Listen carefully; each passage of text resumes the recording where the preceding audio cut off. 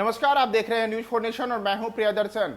बिहार के पूर्व कानून मंत्री कार्तिकेय सिंह उर्फ मास्टर को जमानत मिल गई है। जी हां, इसमें की बड़ी खबर पटना हाई कोर्ट से आ रही है। पटना हाई कोर्ट ने पूर्व कानून मंत्री कार्तिक सिंह की अग्रिम जमानत याचिका मंजूर कर दी है और उन्हें अब इस मामले जो अपहरण का उनके ऊपर मामला था, उस मामले में पटना हाई कोर्ट ने उनकी अग्रिम जमानत याचिका मंजूर करते हुए उन्हें जमानत दे दी है। तो पिछले लंबे समय से कानूनी विवादों में घिरे कार्तिक मास्टर को पटना हाई कोर्ट से बड़ी राहत मिली है। पटना हाई कोर्ट ने उनकी अग्रिम जमानत याचिका आज मंजूर कर ली और अब कानून मंत्री जो थे बिहार के कार्तिक सिंह, उन्हें इस मामले में बड़ी राहत मिलते हुए अब उनकी जमानत याचिका मंजूर हो गई है। दरअसल जब ये कार्तिक सिंह से जुड़ा हुआ मामला था, यह वर्ष 2014 के एक अपहरण कांड से जुड़ा हुआ मामला था। इसमें पटना के बिहटा से एक बिल्डर राजू सिंह के अपहरण का यह मामला था। इस मामले में उस समय के जो तत्कालीन मोकामा के विधायक अनंत सिंह थे, अनंत सिंह और सहित उनके साथ कुछ अन्य लोगों को आरोपित बनाया गया था।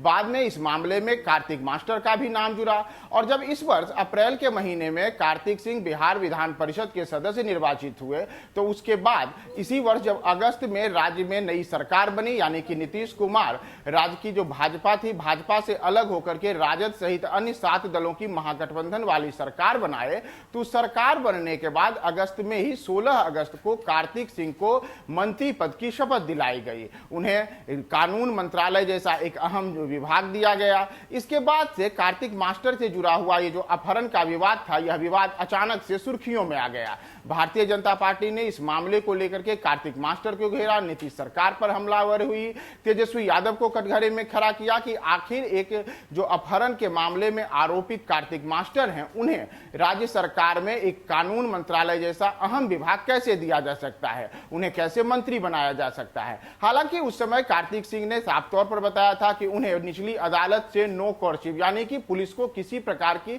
दंडात्मक कार्रवाई करने की छूट उनकी मिली हुई है, यानी कि पुलिस उनके ऊपर किसी प्रकार की दंडात्मक कार्रवाई नहीं कर सकती।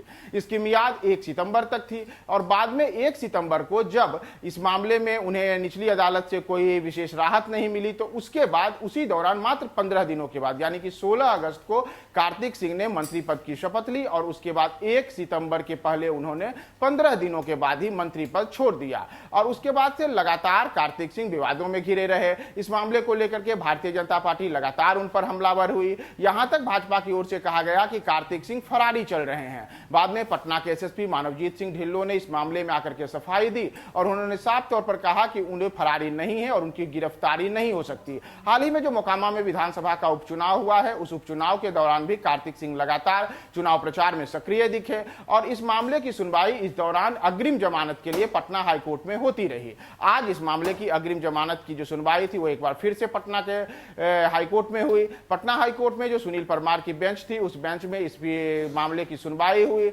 उन्हें पूरी तरीके से इस बारे में बताया गया कि आखिर वह मामला क्या है और किस तरीके से इस मामले में कार्तिक सिंह के जो वकील थे, उनके वकीलों ने इसमें पक्ष रखा कि किस प्रकार से उन्हें इस मामले में फंसाया जा रहा है और उन्हें इन तथ्यों के आधार पर अग्रिम जमानत मिलनी चाहिए। हालांकि यह मामला चूंकि अग्रिम जमानत का था, तो कोर्ट ने तत्काल उनकी अग्रिम जमानत याचिका को स्वीकार करते हुए उन्हें जमानत दे दी है। तो इस प्रकार से जो पिछले करीब 3 महीनों से कार्तिक मास्टर इस कानूनी पचड़े में फंसे हुए थे, उसमें उन्हें पटना हाईकोर्ट से बड़ी राहत मिली है। पटना हाईकोर्ट ने उनकी जमानत याचिका स्वीकार कर ली है और ऐसे में अब संभव है कि आने वाले दिनों में कार्तिक मास्टर को एक बार फिर से बड़ी जिम्मेदारी सरकार में मिल सकती है। हालांकि आगे आने वाले दिनों में क्या होगा, इसके लिए हम आपको पल पल के अपडेट्स बताते रहेंगे। न्यूज फॉर नेशन पे आप बने रहिए हमारे साथ।